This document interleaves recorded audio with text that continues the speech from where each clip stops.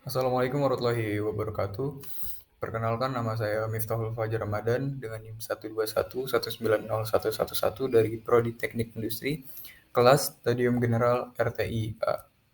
Di sini saya akan memaparkan kembali hasil resume saya mengenai rangkuman dari Elsevier Researcher Academy modul 2 yaitu mengenai menulis untuk penelitian. Dalam menulis untuk penelitian, kita perlu mengetahui dasar-dasar persiapan naskah, kemampuan menulis, keterampilan menulis, ke, eh maaf, keterampilan menulis teknis dan penulisan buku. Yang pertama ada dasar-dasar persiapan naskah. Dalam artikel penelitian tradisional terdapat berbagai elemen dan tips berharga yang dapat dimaksimalkan potensinya. Selain itu, penting untuk menyoroti betapa berpengaruhnya abstrak dan bagaimana cara memastikan bahwa abstrak Anda menarik perhatian. Yang selanjutnya ada abstrak visual.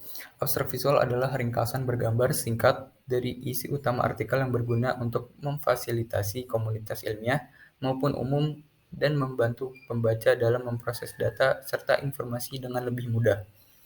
Abstrak biasanya dibuat oleh autor atau penulis, editor, tim media jurnal, staf magang, dan pihak ketiga. Selanjutnya ada kegunaan abstrak visual. Adapun kegunaan dari abstrak visual yang pertama itu meningkatkan keterlibatan hingga 2 kali dengan membagikan di sosial media. Yang kedua, memfasilitasi diskusi komunitas ilmiah dan umum. Dan yang ketiga, membantu pembaca dalam mengatur dan memproses data serta informasi dengan lebih mudah. Selanjutnya ada struktur artikel.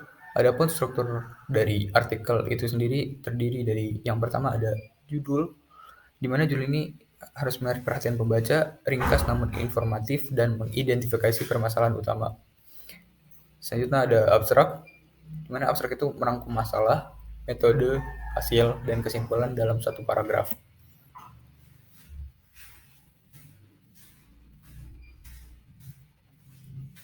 Selanjutnya ada kata kunci, di mana kata kunci ini merupakan pelabelan dari manuskrip, meningkatkan kemungkinan artikel ditemukan oleh peneliti lain. Jadi dari kata kunci inilah, kalau misalkan kita tuliskan kata kuncinya di Google gitu, nanti ada kemungkinan kalau artikel kita itu muncul di hasil pencariannya.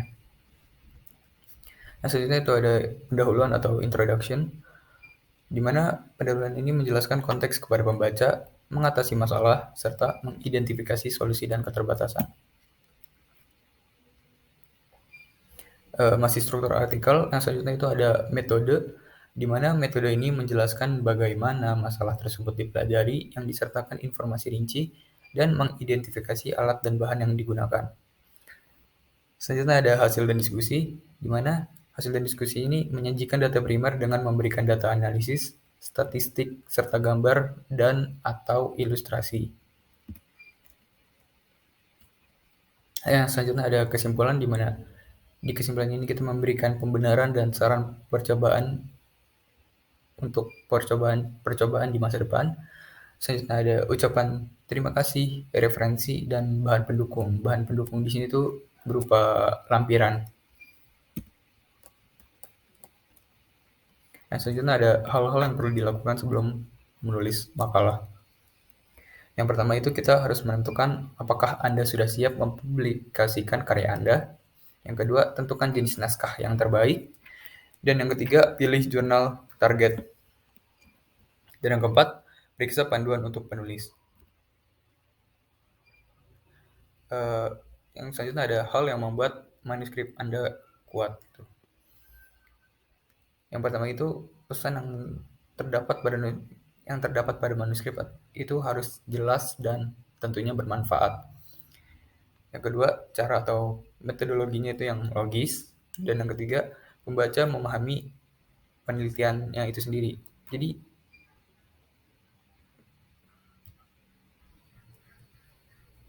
ya, yang selanjutnya ada kemampuan menulis. Tidak peduli seberapa baru penelitian Anda atau berapa banyak waktu yang Anda investasikan dalam pekerjaan Anda Anda tetap perlu memperhatikan beberapa aturan penulisan dasar. Memperhatikan beberapa aturan penulisan dasar jika Anda ingin diterbitkan. Yang pertama itu ada cara menyiapkan proposal untuk ulasan artikel. Sebuah jurnal biasanya akan meminta penulis untuk terlebih dahulu mengirimkan proposal yang memperkenalkan artikel review tersebut. Elemen umum proposal yang kadang-kadang juga disebut pertanyaan pra-pengajuan, termasuk deskripsi singkat tentang artikel yang dimaksud, penjelasan mengapa artikel tersebut cocok dengan jurnal, daftar artikel penelitian utama tentang topik tersebut, dan mungkin ringkasan audiens yang dituju atau keahlian penulis sendiri dalam topik tersebut.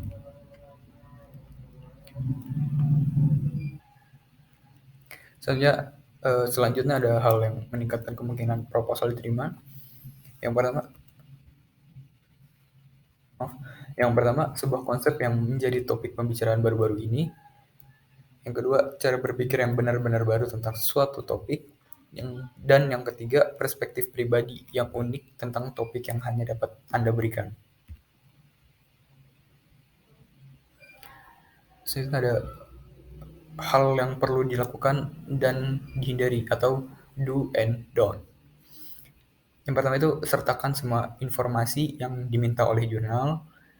Yang kedua, jelaskan keahlian yang Anda dimiliki dan relevansi atau hubungannya dari yang diusulkan artikel untuk jurnal. Yang ketiga, tunjukkan format artikel yang dimaksud. Yang keempat, sesuaikan proposal Anda untuk jurnal. Jadi di sini proposal yang menyesuaikan jurnal ya, bukan jurnal yang menyesuaikan proposal. Jangan berasumsi bahwa editor adalah ahli dalam topik ulasan. Selanjutnya, beritahu editor sesegera mungkin jika Anda menginginkan pengecualian dari pedoman. Tapi, ini ada tapinya ya. Tapi, jangan berasumsi bahwa editor pasti dapat memberikan hak yang Anda minta. Jadi, walaupun kita udah beritahu editor sesegera mungkin, itu bukan berarti editor akan memberikan hak yang Anda minta. Selanjutnya ada, jangan menyamakan editor mengatakan tidak dengan editor memikirkan Anda proposal itu buruk. Jadi, tidak dan buruk itu beda, jangan disamain gitu. Karena yang buruk itu bukan berarti tidak gitu ya. Yang selanjutnya, mintalah nasihat dari rekan kerja, terutama yang berada di luar bidang Anda. Selanjutnya, jelaskan mengapa topiknya menarik, alih-alih menyatakannya. Jadi kita gak bisa cuma self-claim, gak bisa cuma mengaku-ngaku, kita juga harus bisa menjelaskan mengapa topik ini tuh menarik. Selanjutnya ada keterampilan menulis teknis. Bergantung pada bidang studi Anda, ada berbagai jenis artikel dan format yang harus Anda kuasai. Seperti teknologi apapun, ada tips and trick yang dapat membuatnya lebih mudah untuk digunakan.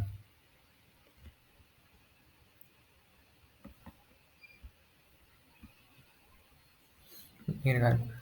Oke, selanjutnya itu ada cara mendesain figur yang efektif bentuk ulasan artikel. Yang pertama, beri wawasan yang tidak diperoleh dari makalah penelitian yang Anda kutip. Yang kedua, integrasikan beberapa set data, proses abstrak, atau menyintesis informasi kompleks dengan cara yang menarik secara visual.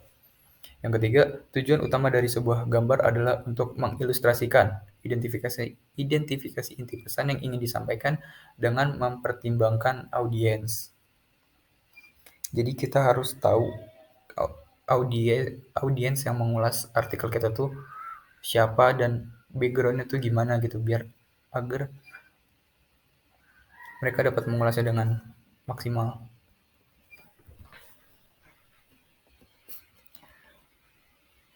Selanjutnya ada menulis untuk audiens interdisipliner. Sebagai seorang peneliti, kontribusi tidak hanya untuk anggota bidang studi spesifik Anda sendiri. Adapun cara menulis untuk audiens interdisipliner, yaitu yang pertama, pilih dan kemudian pelajari jurnal Anda. Yang kedua, tempatkan penelitian Anda dalam literatur yang lebih luas. Yang ketiga, tekankan relevansinya pada dunia nyata. Jadi korelasi hubungannya dengan dunia nyata tuh apa gitu. Yang keempat, jelaskan persyaratan untuk non-spesialis. Dan yang kelima, kaitkan penelitian yang dibuat dengan penelitian lain yang relevan dari berbagai disiplin ilmu. Yang selanjutnya itu ada menulis laporan kasus. Laporan kasus adalah deskripsi terperinci dari perjalanan klinis masing-masing pasien karena sifatnya hampir selalu berisi informasi yang dapat ditelusuri kembali ke pasien. Adapun hal yang membuat laporan kasus menarik untuk dipublikasikan diantaranya, yang pertama, presentasi yang tidak biasa atau langka. Yang kedua, identifikasi penyebab yang belum pernah dilaporkan sebelumnya. Yang ketiga, temuan yang luar biasa selama pemeriksaan diagnostik. Yang keempat, penggunaan modalitas pengobatan baru. Dan yang kelima, tindak lanjut atau hasil yang mengejutkan. Jadi, hal-hal yang dapat membuat laporan kasus menarik untuk dipublikasikan itu lebih ke sesuatu yang baru gitu ya, sesuatu yang inovatif, yang baru, yang belum pernah ada.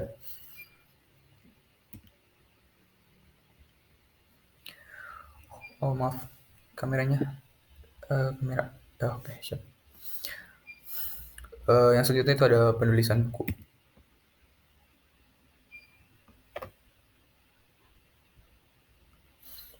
Menjadi penulis atau editor buku bisa menjadi langkah karir yang berguna dan membantu memposisikan Anda sebagai ahli di bidang Anda.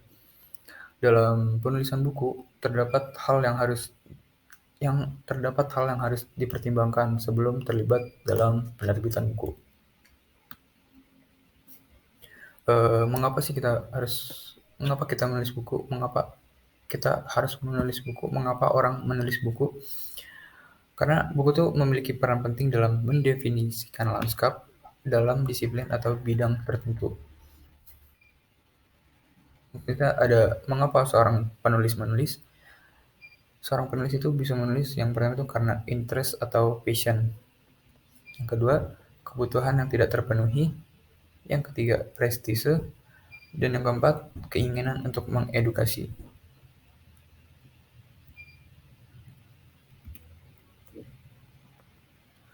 Selanjutnya, kalau tadi mengapa menulis buku, yang selanjutnya itu ada mengapa mempublikasikan buku.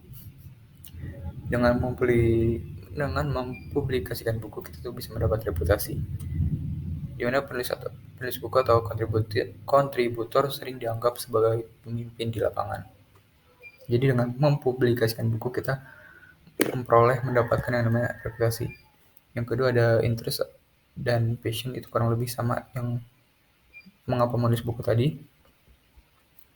Interest dan passion, dimana interest dan passion ini memperluas pengetahuan dan menjangkau pasar dan platform baru. Selanjutnya ada mengedukasi, dimana mengedukasi ini berarti ada keinginan untuk